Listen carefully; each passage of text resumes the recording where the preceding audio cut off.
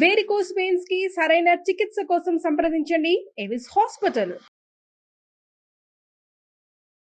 నమస్తే అమ్మా. నమస్తే అమ్మా. అమ్మా, భీష్ముడు అష్టమి రోజు శరీరాన్ని వదిలిపెట్టి వెళ్ళిపోతే మరి భీష్మ ఏకాదశి అన్న పేరు ఎందుకు వచ్చింది? ఆనాడు ఏకాదశి ఉంది గనక ఏకాదశి అంతవరకే. కానీ వాస్తవంగా ఉత్తరాయణం రాగానే ఆయన శరీరం వదిలేశాడు.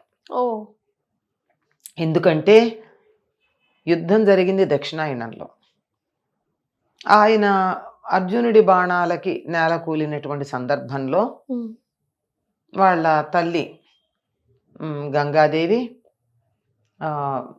దేవతలని హంసల రూపంలో పంపించి ఉత్తరాయణం రాకుండా శరీరం వదిలి ఎందుకు వస్తావు అని సందేశం పంపింది.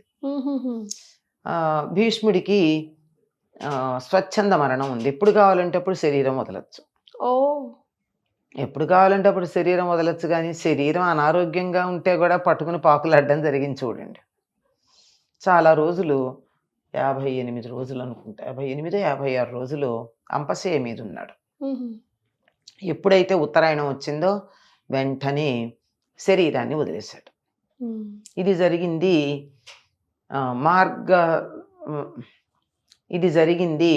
మాఘ శుద్ధ అష్టమి. సప్తమి రథసప్తమి. రథసప్తమి నాడు ఏం జరిగింది? సూర్యుడి యొక్క గమనం మారింది. అంటే ఉత్తరం దిక్కుకు వచ్చేసాడు. అందుకని ఆ మర్నాడు సూర్యుడు ఉత్తర దిక్కుకు ప్రయాణం మొదలుపెట్టాడు అనేది తెలిసింది గనక మర్నాడు శరీరం వదిలేశాడు.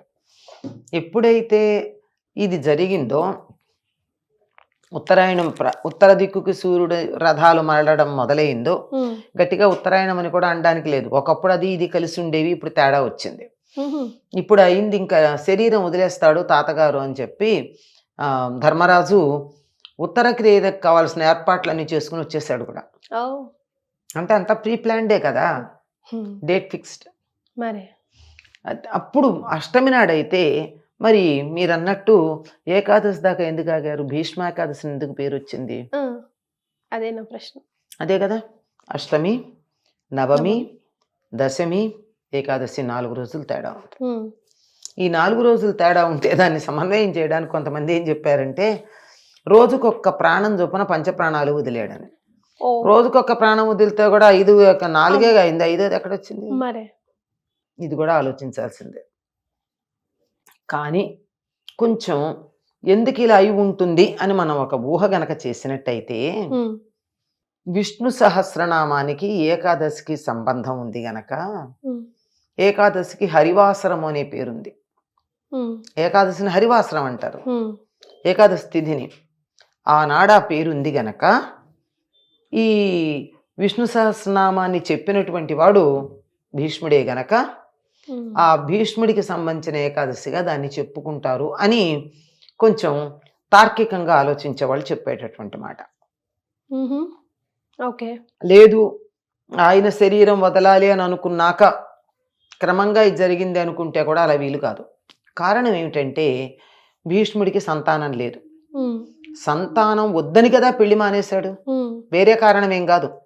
సంతానం వద్దనుకుని పెళ్లి, అంతే కదా. తండ్రి కోసం నువ్వు వద్దన్నావు, బానే ఉంది రాజ్యం, నీ కొడుకులు అడిగితే వారసత్వం ప్రకారం నీ కొడుకులకు రావాలి కదా, నీ కొడుకులు అడిగితే ఎట్లా అని అడిగాడు కదా దాసరాజు. నేను పెళ్లి చేసుకోను అన్నాడు.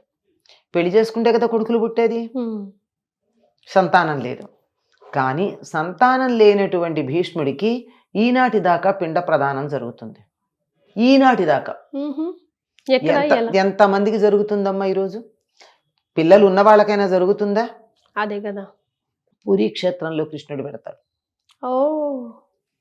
అలాగే ప్రతి వాళ్ళు కూడా ఎవరైతే సంతానం కావాలని కోరుకుంటారో వాళ్ళందరూ భీష్ముడికి ఈనాడు తర్పణాలు ఇస్తారు. దానికి దీనికి సంబంధం లింక్ ఉందమ్మా? ఉండే ఉంటుంది, ఎందుకు లేకపోతే ఎందుకు ఇస్తారు? మాకు అలా భీష్ముడికి తర్పణాలు ఇచ్చాము, ఈ సంవత్సరం మాకు వచ్చే సంవత్సరానికల్లా మా ఇంట్లో ఉయ్యాలేసుకున్నాం అంటారు. అంటే భీష్ముడు తండ్రి కోసం తన వివాహం చేసుకోను అని ప్రతిజ్ఞ చేసి సంతానం లేకుండా ఉన్నాడు. తనకంటూ ఫిజికల్లీ సంతానం లేదు, కానీ అసలు సంతానం కావాలని ఎందుకు కోరుకుంటారు? ఉత్తర క్రియలు చేయడానికి. Yes. ఉత్తర క్రియలు ఇన్ని వేల సంవత్సరాలు జరుగుతున్నాయి అంటే ఎంత గొప్పది. అంచేత ఈనాటికి కూడా అందరూ ఒకవేళ సంతానం కావాలని ప్రత్యేకంగా చేయడమే కాకుండా కూడా సంప్రదాయం తెలిసినటువంటి వాళ్ళందరూ కూడా భీష్మాష్టమి నాడు భీష్ముడికి తర్పణాలు ఇస్తారమ్మా. భీష్మాష్టమి నాడు. ఇది భీష్మ ఏకాదశి కదమ్మా. అదేంటున్నా. అయితే ఆ తర్వాత వచ్చినటువంటి ఏకాదశి కనుక దానికి భీష్మ ఏకాదశి అనే పేరు వచ్చి ఉంటుంది అని మనం అనుకోవాల్సి ఉంటుంది. అది. సో ప్రత్యేకంగా తర్పణాలు ఇవ్వడం ఈ రోజు ప్రత్యేకత అమ్మా. భీష్మాష్టమి నాడు. ఓకే. అష్టమి నాడే తర్పణాలు ఇస్తారు. ఓకే.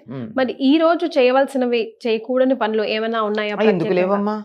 భీష్మ ఏకాదశి నాడు భీష్ముడు కదా విష్ణు సహస్రనామాన్ని దర్శించింది. మరి దర్శించడం అంటే ఆయన చెప్పాడు. ఎంత గొప్ప అంటే కృష్ణుడు అలా నోటితో కంటితో చూస్తున్నాడు, నోటితో చెప్తున్నాడు, చెప్పిన దాని చెవులతో వింటున్నాడు. ఆయన శరీరం నుంచి వచ్చినటువంటి తులసి మాల నుండి వచ్చే పరిమళాన్ని ముక్కుతో ఆస్వాదిస్తున్నాడు.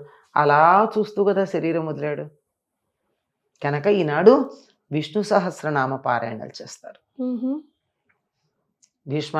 భీష్మ ఏకాదశి నాడు అసలు ఏ ఏకాదశి అయినా చేస్తారు. అందులో భీష్మ ఏకాదశి నాడు తప్పనిసరిగా విష్ణు సహస్రనామ పారాయణాలు చేయడం. సరే, మనకి ఏదైనా ఉండే నియమాలు ఒకటేనమ్మా, ఎప్పుడైనా ఉండేవి. ఏమిటి అంటే బ్రహ్మచర్యం, భూసేనం, ఏకభుక్తం. అంతే కదా. ముఖ్యంగా ఏకాదశి పాటించే వాళ్ళు తప్పనిసరిగా చేసేది. అందులో ఇది ఇంకా ప్రధానమైనటువంటిది కనుక ఈ విధంగా చేస్తారు. Right. Thank you so much అమ్మా. ధన్యవాదాలు.